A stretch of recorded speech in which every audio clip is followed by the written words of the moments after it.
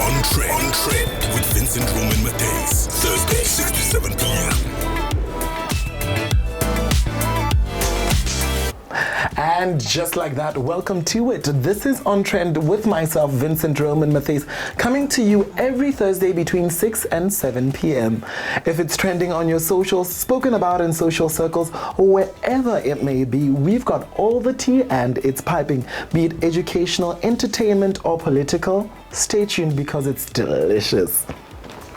With me in studio today is fashion creative Raymond Geofrey. This one is a regular.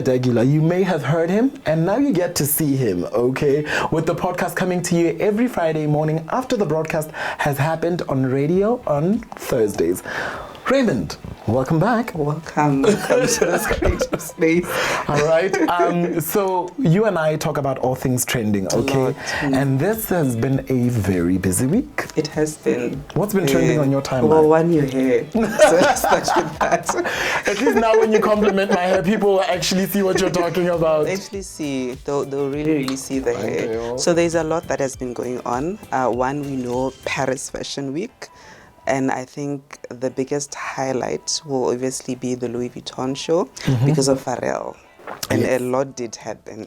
Girl, spill all the tea. I'm very afraid that I might get cancelled. I mean, don't get my show cancelled. So, over the week, Pharrell did have a show with Louis Vuitton. We have seen the announcement from Instagram. Via Instagram, Louis Vuitton did commission him as the new creative director. Obviously, after the passing of Visual, which was very sad. R.I.P. And we were so excited. There's another black man coming into the space. By the way, this is not the first time Pharrell has collaborated with Louis Vuitton. It's only that now he is the boss. He's leading the creative aspect of it. He is. And I think one thing that I must commend him on the show is the attendees that we saw coming for his show. They were actually better than a Visual for those who remember Visual's show. I think for the most part, because Pharrell is in the industry, he's an entertainer, he's a performer. Yeah. A lot of people who came out to support are his friends within the industry. We saw Beyonce making an appearance. I mean, Kim Kardashian has always been there for Visual. We saw Jay-Z coming through. We saw Zendaya, who's made herself a fashion icon, especially for her generation. True. Yeah. So we did quite see a lot. I mean, Beyonce is on tour, so for her to take a pause for Pharrell. So I was Kudos to you, okay. So I love that. I love that. Indeed, it was 10 out of 10, definitely. I was not crazy about the setup of the way the people were seated and the stage and the lights. I just felt it was very generic. Louis Vuitton, it is, I would say, number one. It's over Chanel, actually. Number one luxury brand in the world. So I just felt like they have a lot of money. They could probably have a budget for something far much better. But this was his first show. So I'm like, probably there's someone who's doing the setup and he's busy with the collection. And one thing we have done is we have put a lot of pressure on Pharrell to say, okay, you're taking over after Visual.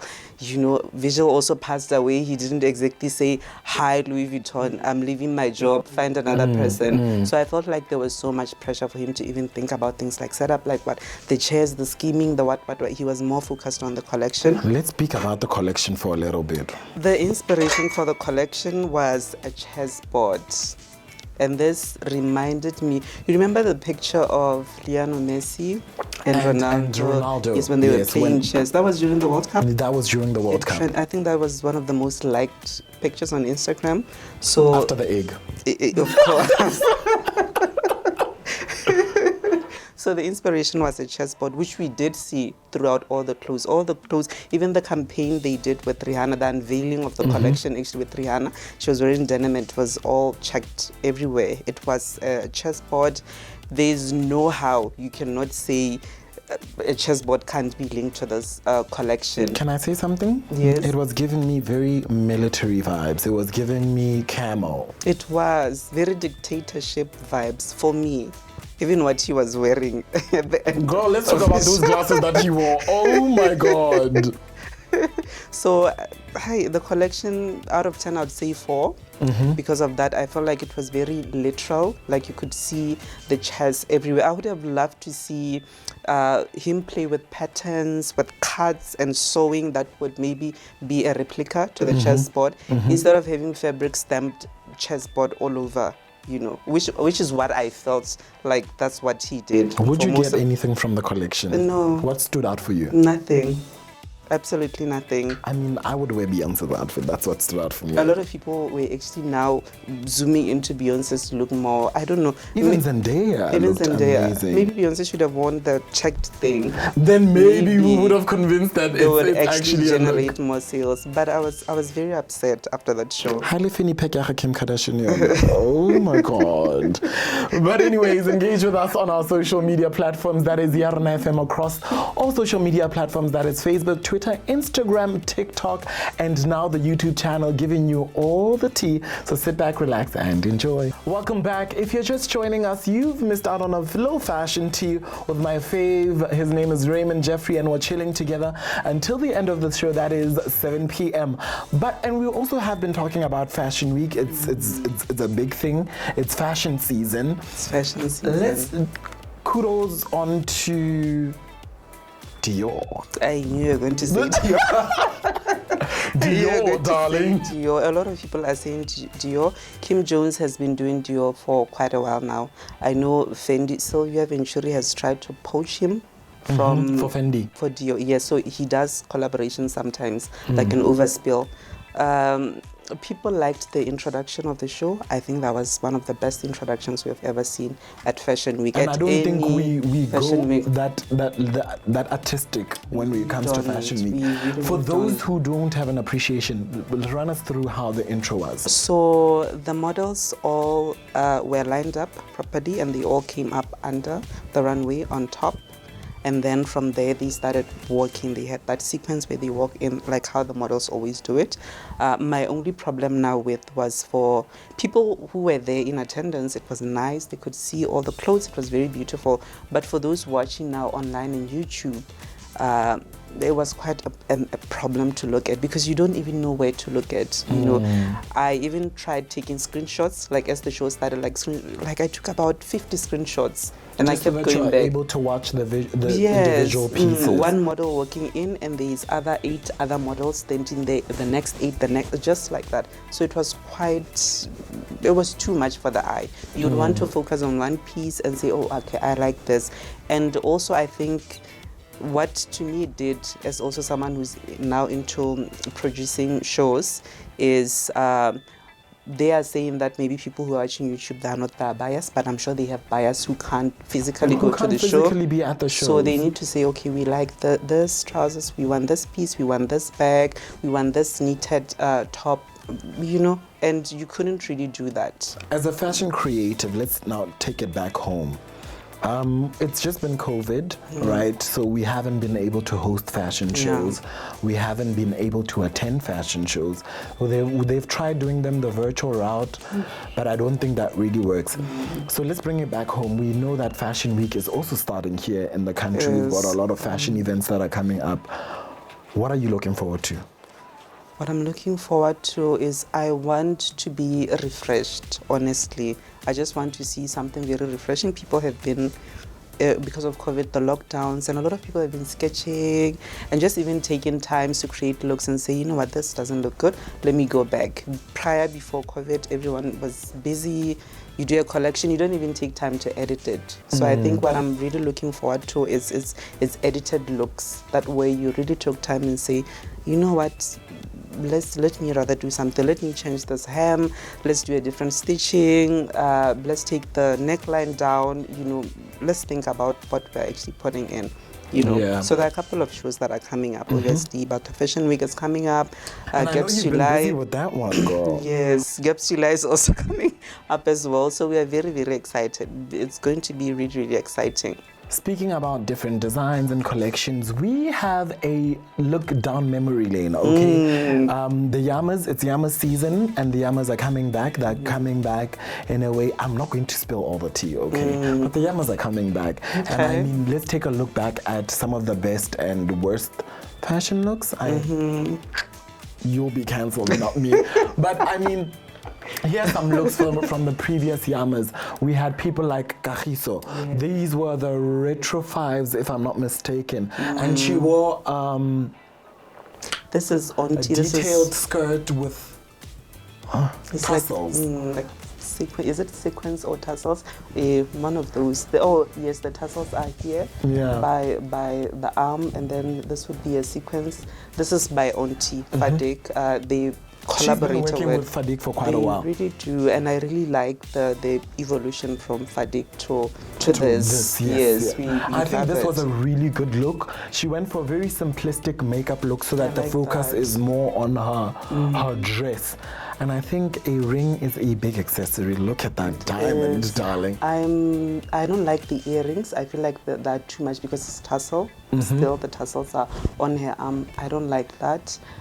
I felt like the nail polish also, for me, with the lipstick color. Yes, I have a problem with that, but I like the hair. I like the makeup.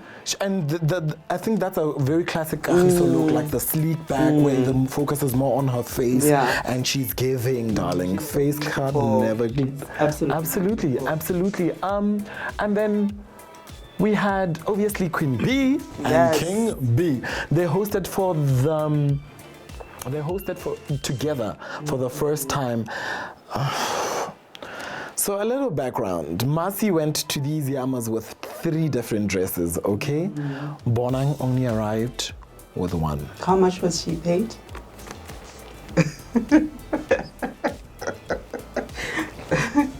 Now you want to get us cancelled. Sorry. So she wore, backstory again, she said from her reality show that her stylist was in a different country, she was stuck in a different country. So her dresses didn't even make it on time, the show started late, but she wore this dress. Okay, I want my show to be on Netflix, so I'm not gonna say anything. She wore that dress. And compared to King B, who had maybe 3 other looks, he wore a kilt. He really showed men's fashion and the evolution for fashion in our country. So I think he had very strong looks. He had very solid looks. Maybe she should be booked again. To redeem herself? Yes. Anyway, moving forward, we've got... I don't know who this is. Who is this? YAMA, so... Yeah, I mean, probably he's a winner. But he wore a 3-piece suit. We can see the waistcoat, we can see the jacket. Very simple, no tie, open button. I think this is an okay look. I'm looking for Kanyo M to be making looks similar to this, or something with a little bit more, which is a bit futuristic. Trend, I think for men who don't know how to necessarily wear for a theme, but it's a dress-up event, a 3-piece suit you can always get away with it. Best. You can always get away with it. All right, last look, Hennessy.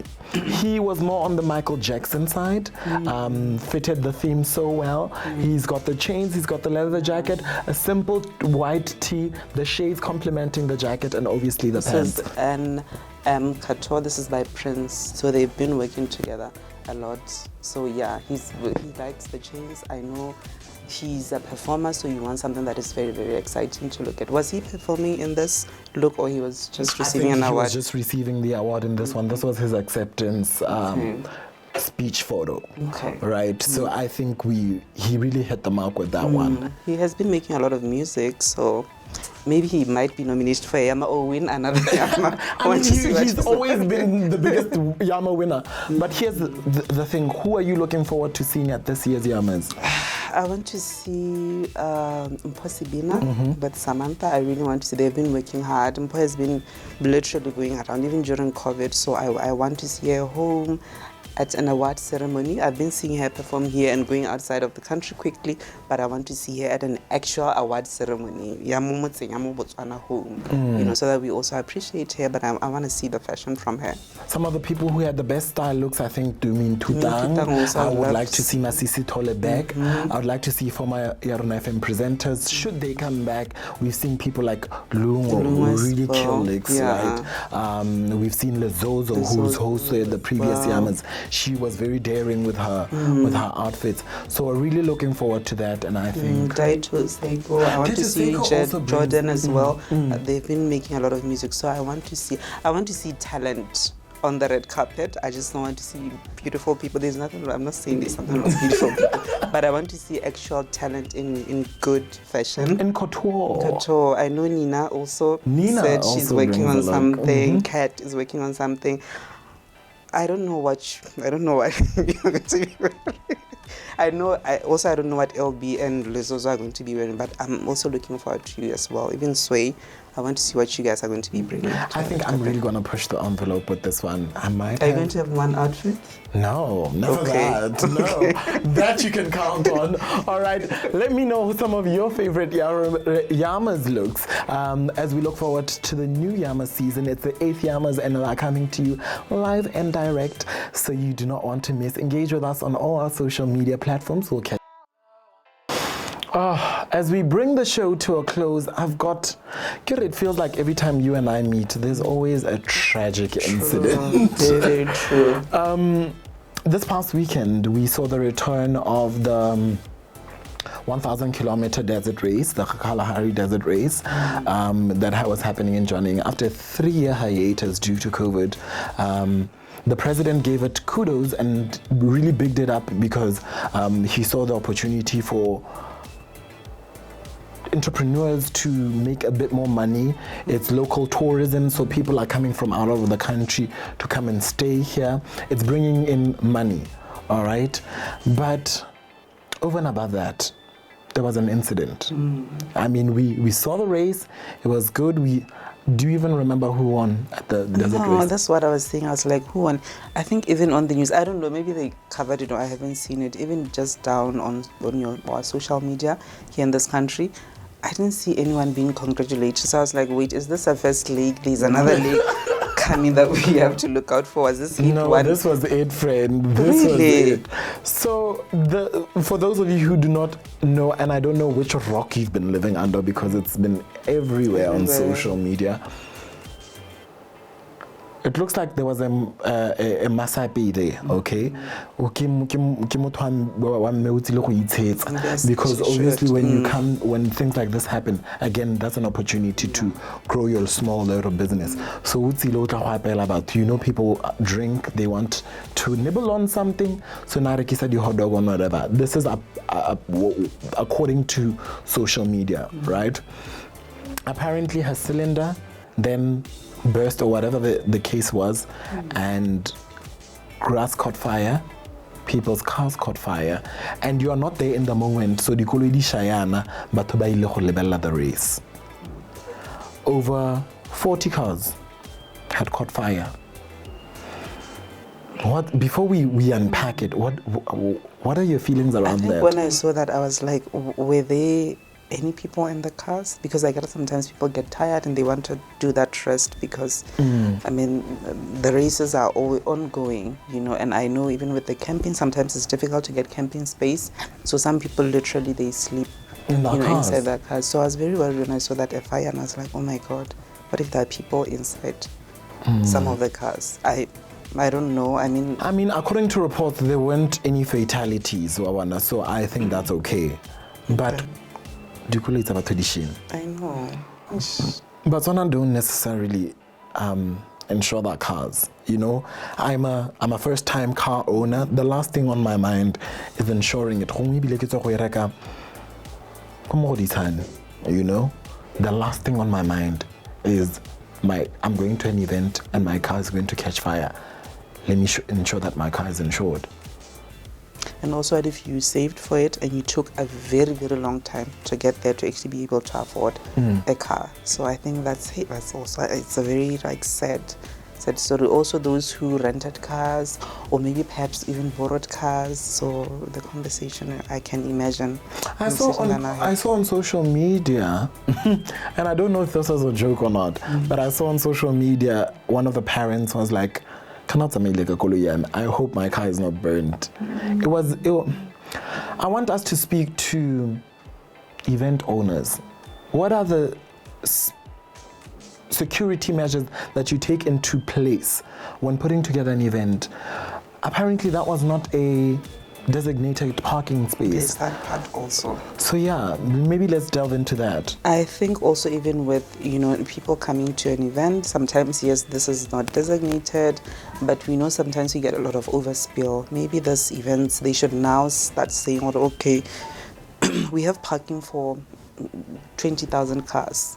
We only be receiving 20,000 cars into around the racing track or the course that they have, planned out. The cars are going to be moving like this, and our parking can only be here, and we only want this number. But I don't know if they have restrictions. All I know is that everyone is always going there. Desert race, everyone would say we are going to a desert race. I haven't heard what are the restrictions. No, someone say no, we couldn't get in because the number it's now overbooked. We can't actually move in because of parking space. The ladies that are always going there to sell, entrepreneurs, where they say no, space for food stalls are exhausted.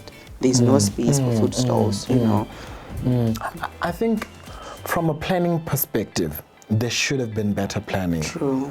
There should have been better planning in the sense that people are going to come in their numbers, especially after being away for 3 years. For a very long time. And there's also even the Makgadikgadi Epic. I don't know how many people now are going to want to go to the Makgadikgadi Epic. I don't know how many after this people incident, yes, would want to go to the Maung horse race events, because those are some of the events that attract very large numbers, and cars would literally pack anywhere, Yeah, it's a dangerous game. I mean, also, Jwaneng is a mining town, friend. It is. Where were the firefighters? I don't know. They tried having a press release today. I just wasn't having it. I was like, we need to do better. We really need to do much, much better. Have the event owners said anything official to this regard? I haven't had any. I haven't had one from the mayor of the town, the desert race themselves, Botswana Tourism, or any affiliates of some sort. I know the fire department were speaking out today. I think they're starting to speak out.